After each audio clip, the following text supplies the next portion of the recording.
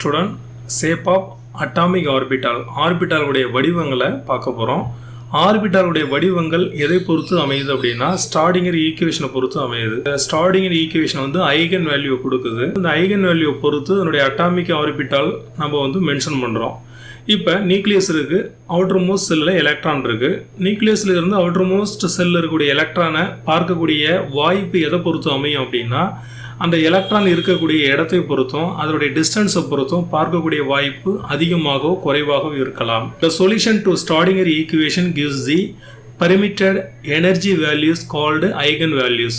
அப்படி நியூக்ளியஸ்லேருந்து outer most செல்லில் இருக்கக்கூடிய எலக்ட்ரானை பார்க்கக்கூடிய ப்ராபபிலிட்டி, அப்படி எலக்ட்ரானுடைய டென்சிட்டி எதை பொறுத்தும் அமையும் அப்படின்னா ஒரு குறிப்பிட்ட வரையறுக்கப்பட்ட மதிப்புகளை பொறுத்து அமையும். அந்த மதிப்புகள் தான் ஐகன் வேல்யூஸ். இந்த ஐகன் வேல்யூஸ் என்ன சொல்லுவோம் அப்படின்னா வேவ் ஃபங்க்ஷன் சொல்லுவோம். வேவ் ஃபங்க்ஷனா என்ன? நியூக்ளியஸ் இருக்குது, அவுட்டரில் எலக்ட்ரான் இருக்குது. இந்த எலக்ட்ரானுக்கு ஒரு வேவ் நேச்சர் இருக்குது. அந்த வேவ் நேச்சர் தான் அவங்க என்ன சொல்கிறாங்கன்னா வேவ் ஃபங்க்ஷன் சொல்கிறாங்க. அந்த வேவ் ஃபங்க்ஷன் எதை பொறுத்து இருக்கும் அப்படின்னா ஐகன் வேல்யூ பொறுத்து இருக்கும். இந்த ஐகன் வேல்யூ தான் நம்ம என்ன சொல்கிறோம் அப்படின்னா அட்டாமிக் ஆர்பிட்டால்னு சொல்கிறோம். இந்த அட்டாமிக் ஆர்பிட்டால்ங்கிறது எப்போதுமே எலக்ட்ரான் வந்து அவுட்டர் செல்லில் ஆர்பிட்டாலில் தான் எலக்ட்ரான் ப்ரெசென்ட் ஆகிருக்கும். அப்போ ஐகன் வேல்யூங்கிறது அட்டாமிக் ஆர்பிட்டால் இந்த இடத்துல நம்ம சொல்லியிருக்கோம்.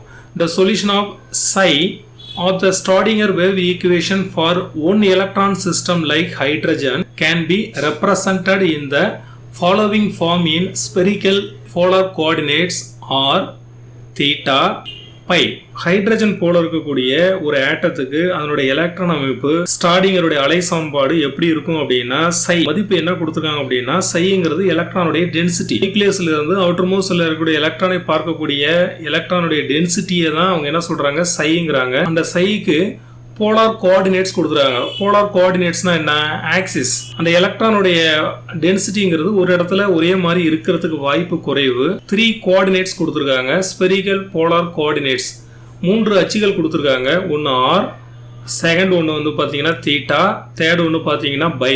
இந்த ஸ்பெரிக்கல் போலார் கோஆர்டினேட்ஸுங்கிறது 3 கொடுத்துருக்காங்க. அதை வச்சு இந்த நியூக்ளியஸுக்கும் அவுட்டர் மோஸ்ட் செல்லில் இருக்கக்கூடிய எலக்ட்ரானுடைய டென்சிட்டியை கால்குலேட் பண்ணும்போது சைங்கிறது எலக்ட்ரான் டென்சிட்டி. இந்த சைக்கு கொடுக்கக்கூடிய ஸ்பெரிக்கல் போலார் கோஆர்டினேட்ஸ் பார்த்தீங்கன்னா R theta phi equal to R capital R ப்ராக்கெட்டில் small R into F theta ப்ராக்கெட்டுக்குள்ள தீட்டா இன்ட்டு ஜி பை. இந்த சிம்பிளோட நேம் என்ன அப்படின்னா பை. இந்த சிம்பிளுக்கான விளக்கம் கொடுத்துருக்கோம் பார்த்தீங்களா? தீட்டாங்கிறது எப்படி இருக்கும், பைங்கிறது எப்படி இருக்கும், சைங்கிறது எப்படி இருக்குங்கிற விளக்கம் இந்த இடத்துல கொடுத்துருக்கு. இந்த விளக்கத்தை பார்த்துக்குங்க. நியூக்ளியஸ்ல இருந்து அவுட்டர் மோஸ்ட் செல்லில் இருக்கக்கூடிய எலக்ட்ரானுடைய டென்சிட்டிக்கான போலார் கோஆர்டினேட்ஸ் சை ப்ராக்கெட்டில் R theta phi equal to R into F theta into G by.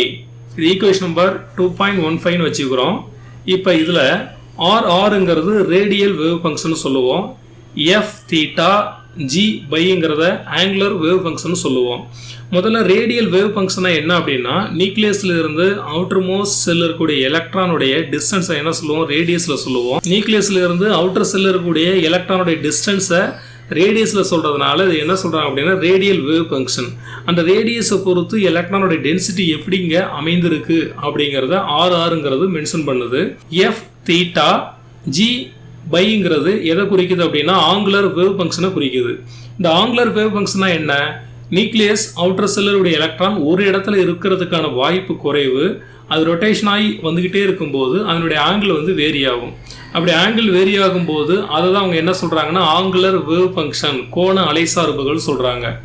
அப்போ நியூக்ளியஸில் இன்னர் செல்லுடைய டிஸ்டன்ஸ் ஆர்னு சொல்கிறோம். நியூக்ளியஸில் இருந்து அவுட்டர் செல்லில் இருக்கக்கூடிய பவுண்டிங் ஆஃப் எலக்ட்ரான் அப்படின்னா சுற்றளவு. இப்போ அவுட்டரில் இருக்கக்கூடிய சுற்றளவு சேர்க்கும்போது ஆர் பிளஸ் டிஆர்னு சொல்கிறோம். ப்ரீவியஸில் நம்ம சிம்பிள் பார்த்தோம். அந்த சிம்பிளுக்கான விளக்கம் பார்த்துருக்கோம். பைனா அந்த சிம்பிள் எப்படி இருக்கும், சைனா அந்த சிம்பிள் எப்படி இருக்கும், தீட்டானா அந்த சிம்பிள் எப்படி இருக்குங்கிறத நம்ம பார்த்துருக்கோம். அது மட்டும் இல்லாமல் உங்களுக்கு தேவையான சிம்பிள்ஸ் இதில் இருக்குது. இதை கொஞ்சம் கவனிச்சிங்க. ஸ்டூடெண்ட் ப்ரீவியஸில் ஷேப் ஆஃப் அட்டாமிக் ஆர்பிட்டாலில் கண்டினியூவாக ஆர்பிட்டால் வடிவங்களை பார்க்குறோம். இந்த இடத்துல சைங்கிறது என்ன? சைங்கிறது எலக்ட்ரானுடைய டென்சிட்டி. இந்த எலக்ட்ரானுடைய டென்சிட்டியை பார்க்கறதுக்கு 3 ஸ்பெரிக்கல் போலார் கோஆர்டினேட்ஸ் இருக்குது. R theta phi equal to R into F theta G பைங்கிறது நம்ம பார்த்தோம். இதில் ஆறுங்கிறது ரேடியல் வேவ் ஃபங்க்ஷன் பார்த்தோம். எஃப் தீட்டா ஜி பைங்கிறது ஆங்குலர் வேவ் ஃபங்க்ஷன் பார்த்தோம். இந்த ரேடியல் டிஸ்ட்ரிபியூஷன் ஆஃப் ப்ராபபிலிட்டினா என்ன? நியூக்ளியஸ்ல இருந்து இன்னர் செல்ல இருக்கக்கூடிய டிஸ்டன்ஸ் ஆரம்பம், அதுதான் radial distribution of the probability. நியூக்ளியஸ்ல இருந்து அவுட்டர் செல்ல இருக்கக்கூடிய எலக்ட்ரானுடைய டிஸ்டன்ஸ் ஆர்னு சொல்லுவோம்.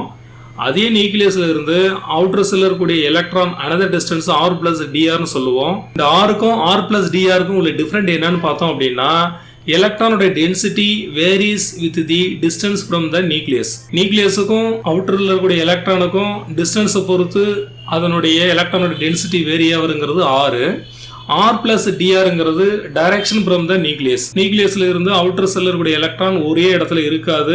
அப்படி இருக்கும்போது அதனுடைய ஆங்கிள் வந்து வேரி ஆகும். இப்போ ஆங்கிளை பொறுத்து அதனுடைய எலக்ட்ரான் டென்சிட்டி வேரி ஆகிறத ஆர் பிளஸ் டிஆர்னு சொல்றோம். டிஸ்டன்ஸை பொறுத்து வேரி ஆகிறத ஆர்னு சொல்றோம். ஆறுங்கிறது ரேடியஸ், ஆர் பிளஸ் டிஆருங்கிறது ரேடியஸ் எதை பொறுத்து மாறும், ஆங்கிளை பொறுத்து மாறுறதுனால அது ஆர் பிளஸ் டிஆர்னு சொல்றோம்.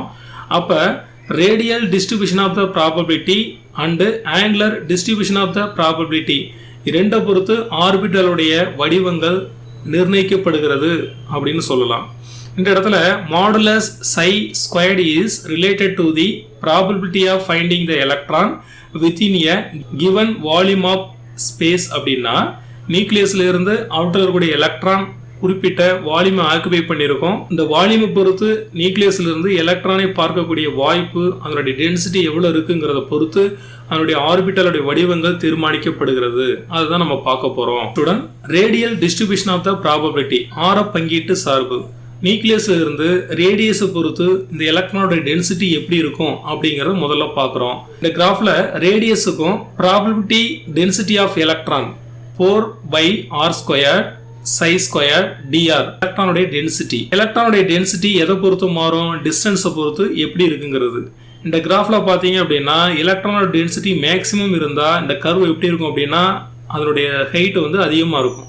அப்போ எலக்ட்ரான் டென்சிட்டி மேக்ஸிமம்ங்கிறத நம்மளால கவனிக்க முடியும். எக்ஸ் ஆக்சிஸில் ரேடியஸையும் ஒய் ஆக்சிஸில் எலக்ட்ரானோட டென்சிட்டியும் வச்சு நம்ம கிராஃப் போட்டோம் அப்படின்னா மேக்ஸிமம் எலக்ட்ரானோட டென்சிட்டி எப்படி இருக்குங்கிறது பார்க்கறது தான் radial distribution of the probability அப்படின்னு சொல்றது. அதுதான் நியூக்ளியஸ்ல அவுட்டரில் என்ன இருக்கும் அப்படின்னா எலக்ட்ரான் இருக்கும். அந்த நியூக்ளியஸுக்கும் அவுட்டர் செல்லருடைய எலக்ட்ரானுக்கும் உள்ள டிஸ்டன்ஸ் என்ன சொல்லுவோம்? ரேடியஸை சொல்லுவோம்.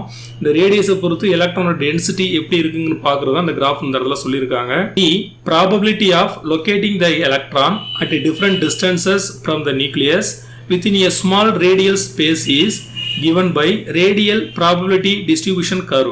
அப்போ நியூக்ளியஸ்ல இருந்து டிஃப்ரெண்ட் டிஸ்டன்ஸ்ல இருக்கக்கூடிய எலக்ட்ரானுடைய டென்சிட்டியை மெஷர் பண்றதுக்கு பயன்படக்கூடியது தான் ரேடியல் டிஸ்ட்ரிபியூஷன் ப்ராபபிலிட்டி ஆர பங்கீட்டு சார்பு.